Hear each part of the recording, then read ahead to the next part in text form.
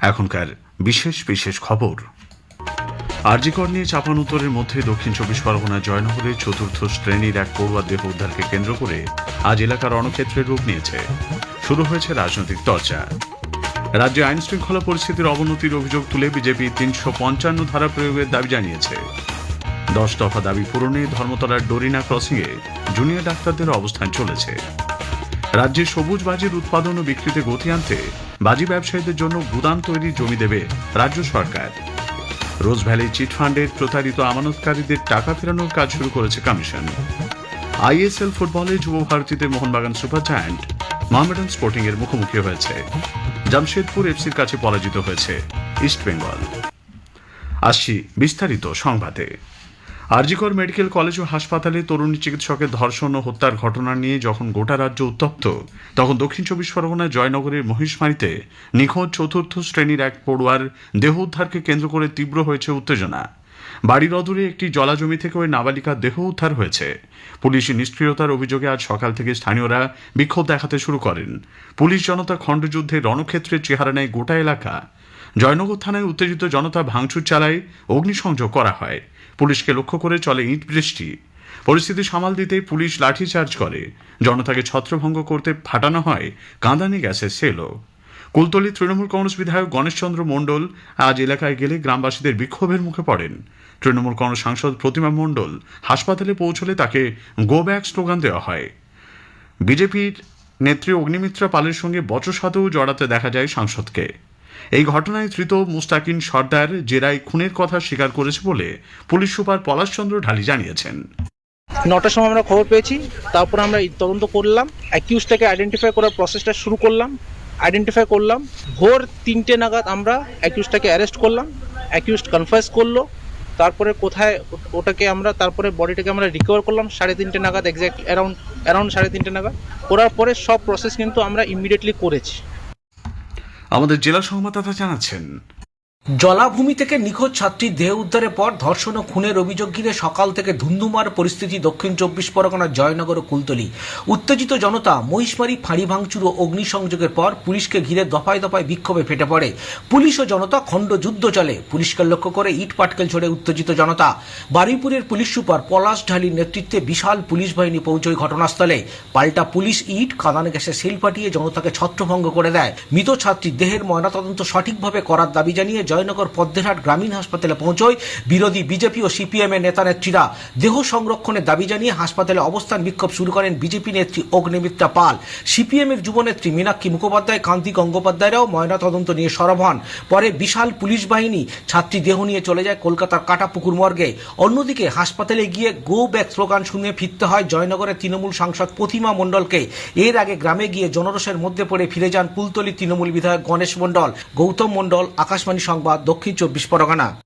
এদিকে কাঁটাপুকুর মর্গে শিশুটির দেহ নিয়ে আসা হলে নতুন করে উত্তেজনা ছড়িয়েছে। বিজেপি কর্মী সমর্থকরা সেখানে পৌঁছলে পুলিশের সঙ্গে ধস্তাধস্তি হয়। বাম কর্মী সমর্থকদের সঙ্গেও দফায় দফায় বচসা বাধে পুলিশের। বেশ কয়েকজনকে আটক করা হয়েছে বলে খবর। বিজেপি রাজ্যে ৩৫৫ ধারা প্রয়োগ এবং রাজ্যকে অশান্ত এলাকা ঘোষণা করে জরুরি হস্তক্ষেপের জন্য কেন্দ্রীয় স্বরাষ্ট্রমন্ত্রীর কাছে আর্জি জানিয়েছে। পুরুলিয়ার সাংসদ জ্যোতির্ময় সিং মাহাতো এক্স হ্যান্ডেলে বিশৃঙ্খলা বন্ধ করতে এবং নিরাপত্তা ব্যবস্থা পুনরুদ্ধারের জন্য অবিলম্বে পদক্ষেপ নিতে আহ্বান জানিয়েছেন। তিনি অভিযোগ করেন, জয়নগরের ঘটনার ফলে রাজ্যের প্রশাসন নিরীহ মানুষের জীবন রক্ষার পরিবর্তে অপরাধীদের বাঁচাতে বেশি আগ্রহী। বিজেপি রাজ্য সভাপতি সুকান্ত মজুমদার কুলতলির ঘটনায় রাজ্য সরকারের তীব্র সমালোচনা করেছেন। মহিলা মুখ্যমন্ত্রী হয়েও মমতা ব্যানার্জি নারীদের সুরক্ষা দিতে ব্যর্থ বলে তিনি উল্লেখ করেন। মমতা বন্দ্যোপাধ্যায় এই মুহূর্তে লিটারালি রাজ্যটাকে সামলাতে পারছে না। এই সরকারের যাওয়া উচিত, বাংলার মানুষের মঙ্গলের জন্য যাওয়া উচিত, নচেত বাংলার মানুষের ভবিষ্যৎ কিন্তু খুব অন্ধকারের দিকে যাচ্ছে।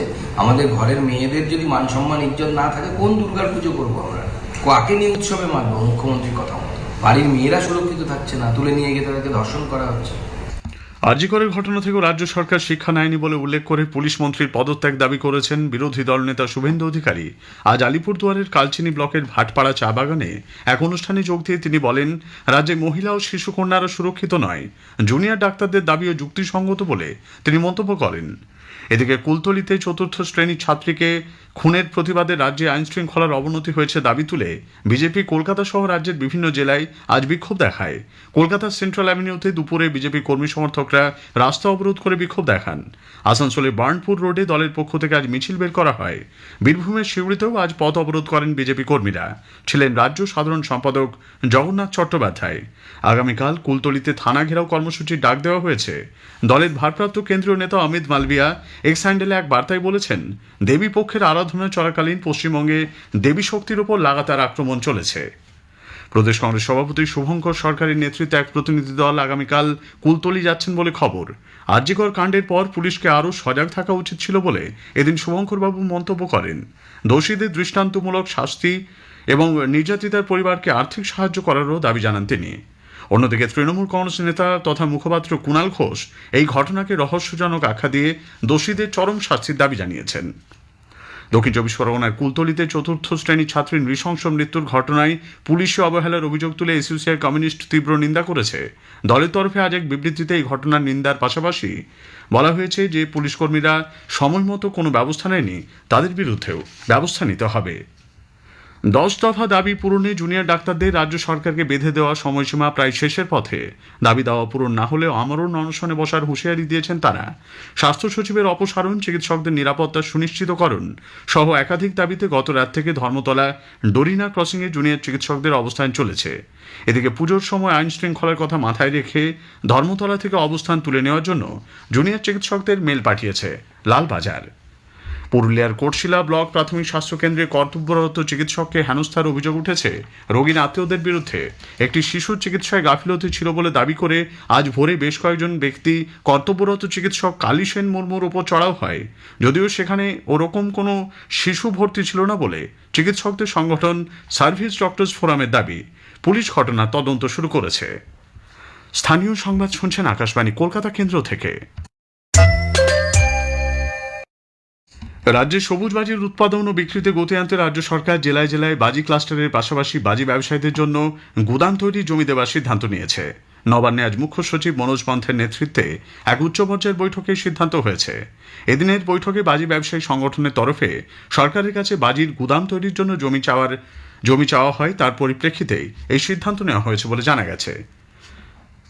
কোচবিহার, জলপাইগুড়ি, দার্জিলিং, পূর্ব মেদিনীপুরে এজন্য প্রাথমিকভাবে জমি চিহ্নিত করা হয়েছে।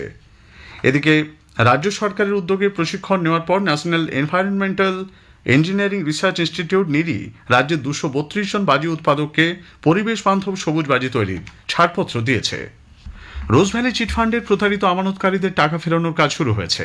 প্রাক্তন বিচারপতি দিলীপ শেঠের 1 সদস্যের কমিশন গতকাল মোট 7,346 জন গ্রাহককে প্রায় 5.5 কোটি টাকা ফিরিয়েছেন বলে জানা গেছে। 2,000 টাকা থেকে 10,000 টাকা পর্যন্ত যাদের বিনিয়োগ রয়েছে তাদের ব্যাংক অ্যাকাউন্টে সরাসরি এই টাকা পাঠানো হয়েছে। পুজোর মরশুমে সংশোধনাগারের আবাসিকদের জন্য বিশেষ ব্যবস্থা করেছে রাজ্য সরকার। নিয়মিত খাবারের বদলে পুজোর 5 দিন তাদের জন্য বিশেষ মেনুর আয়োজন করা হয়েছে। সাজাপ্রাপ্ত এবং বিচারাধীন বন্দীদের এই খাবার দেওয়া হবে।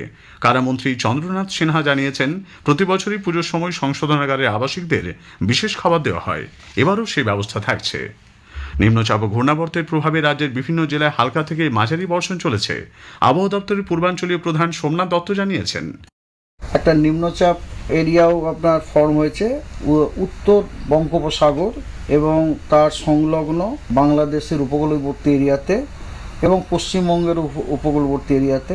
তার সাথে অ্যাসোসিয়েটেড যে আপনার চক্রবাত ঘূর্ণাবর্তটি সেটি কিন্তু সমুদ্রপৃষ্ঠ থেকে 5.8 কিলোমিটার পর্যন্ত রয়েছে। পূর্ব মেদিনীপুর, হাওড়া, কলকাতা, 2 পরগনায় হালকা থেকে মাঝারি বৃষ্টির পাশাপাশি উত্তরবঙ্গের জেলাগুলিতেও বিক্ষিপ্ত বর্ষণের পূর্বাভাস রয়েছে। আইএসএল ফুটবলে যুব ভারতী ক্রীড়াঙ্গনে মোহনবাগান সুপার জায়ান্ট আজ মোহামেডান স্পোর্টিং এর মুখোমুখি হয়েছে। শেষ খবর পাওয়া পর্যন্ত মোহনবাগান 1-0 গোলে এগিয়ে। এদিকে আজ জামশেদপুরে ইস্টবেঙ্গল 2-0 গোলে জামশেদপুর এফসির কাছে পরাজিত হয়েছে। শেষ করার আগে স্থানীয় সংবাদের বিশেষ কিছু অংশ আরও একবার। আরজিকর নিয়ে চাপানুতোরের মধ্যেই দক্ষিণ 24 পরগনার জয়নগরে চতুর্থ শ্রেণীর পড়ুয়া দেহ উদ্ধারকে কেন্দ্র করে আজ এলাকার রণক্ষেত্রের রূপ নিয়েছে। শুরু হয়েছে রাজনৈতিক চর্চা। রাজ্যে আইন শৃঙ্খলা পরিস্থিতির অবনতির অভিযোগ তুলে বিজেপি 355 ধারা প্রয়োগের দাবি জানিয়েছে। রাজ্যে সবুজ বাজির উৎপাদন ও বিক্রিতে গতি আনতে বাজি ব্যবসায়ীদের জন্য গুদাম তৈরির জমি দেবে রাজ্য সরকার। রোজ ভ্যালি চিটফান্ডে প্রতারিত আমানতকারীদের টাকা ফেরানোর কাজ শুরু করেছে কমিশন। স্থানীয় সংবাদ শেষ হলো।